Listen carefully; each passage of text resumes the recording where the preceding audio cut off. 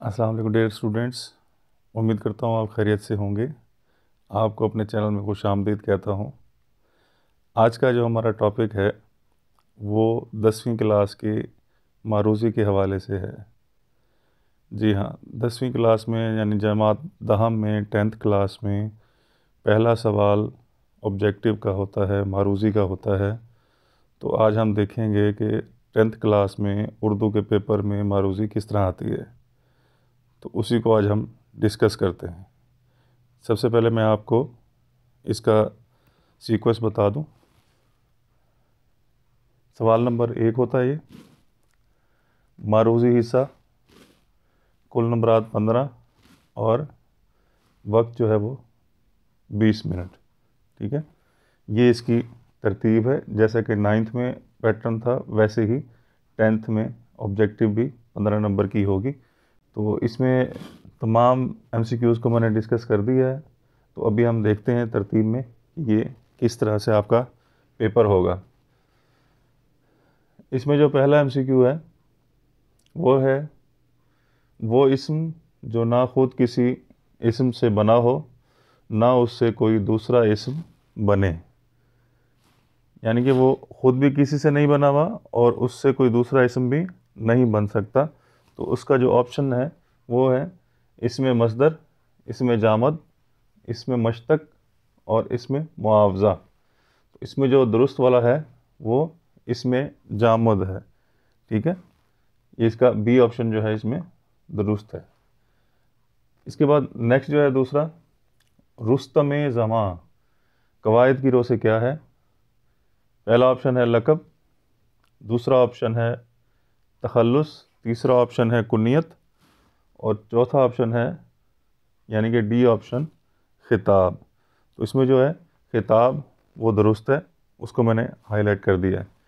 इस तरह से यहाँ पर तीसरा जो है वो बनावट के एतबार से इस्म की किस्में हैं। कितनी किस्में हैं जी? ए ऑप्शन में है 1, बी ऑप्शन में है 2, सी ऑप्शन में है 3, डी ऑप्शन में है 4। तो इसमें जो सही जवाब है वो है 3 इकसाम। ये आपने याद रखना है कि सबसे पहले आपने MCQs को अच्छी तरह से पढ़ना है। अगर आप नहीं पढ़ेंगे तो आपके गलती के चांसेस हो सकते हैं कि आप कोई भी MCQ जो है वो जल्दबाजी में लगा सकते हैं। तो आपने ऐसा नहीं करना, सबसे पहले आपने पढ़ना है। ठीक है, उसके बाद जो है आपने इसको हल करना है। चौथा MCQ है, क्या है जी?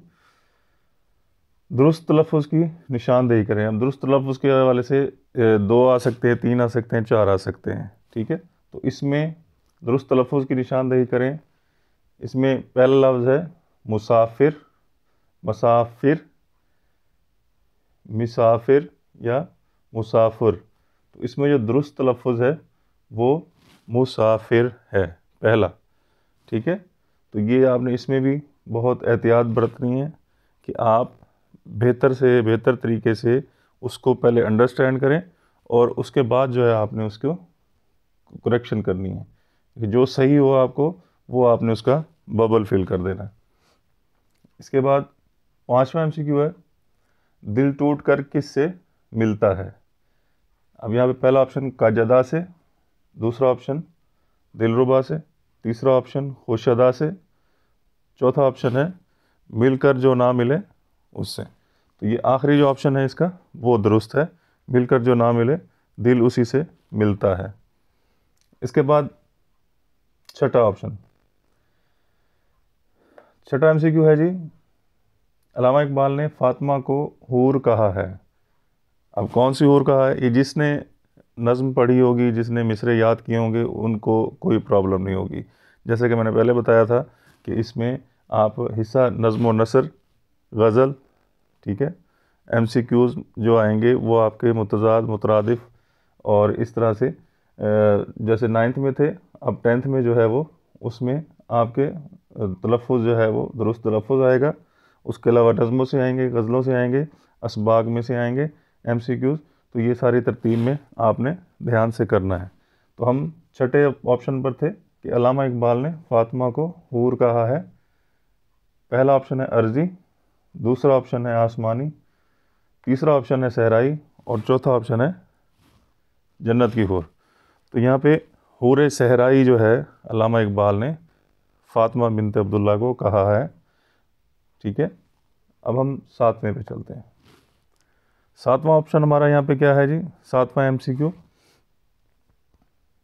अब एमसीक्यू को जो है आमतौर पर एमसीक्यू कहा जाता है, लेकिन इसको कसीरुल इंतखाबी सवालात भी कहते हैं, लेकिन आसानी के लिए सबको समझ आ जाए तो हम एमसीक्यू का लफ्ज़ इस्तेमाल करते हैं। सातवां एमसीक्यू है, नज़्म बहादुर बच्चे के शायर हैं। अब इनके कौन शायर हैं जी, हसरत मोहानी, नासिर बशीर, हाली या गालिब।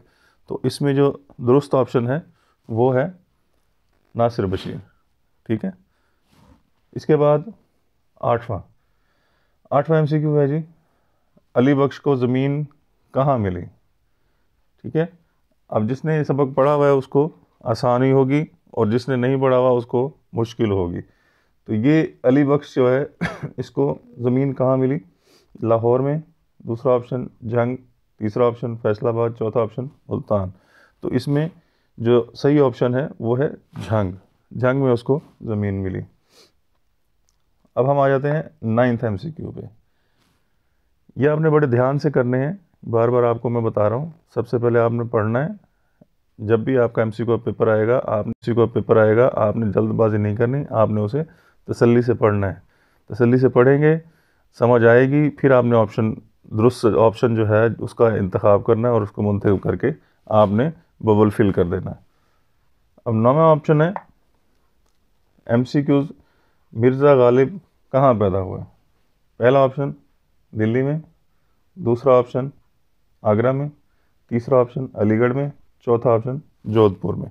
तो अब इसका सही जो है वो है आगरा में। ठीक है, इसके बाद 10वां, मुसन्निफ़ के दोस्त शाकिर खान किस मौज़े के रईस थे।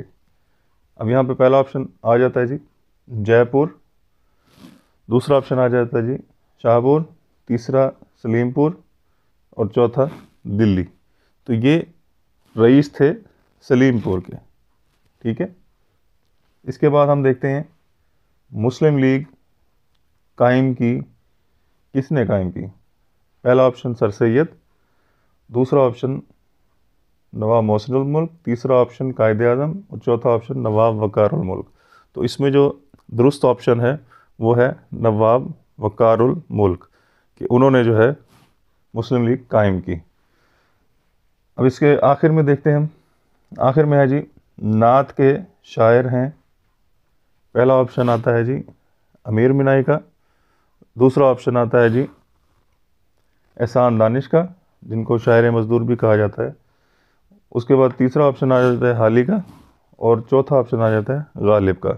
अब इसमें जो दुरुस्त वाला है वो है एहसान दानिश। जिसने नात पढ़ी होगी उसको पता चल जाएगा कि कौन सा शायर है, जिसने हम पढ़ी उसे पता चल जाएगा कौन सा शायर है। तो पढ़ना ज़रूरी है। ठीक है, आपने पढ़कर समझकर उसके बाद आपने एमसीक्यूज़ हल करने हैं।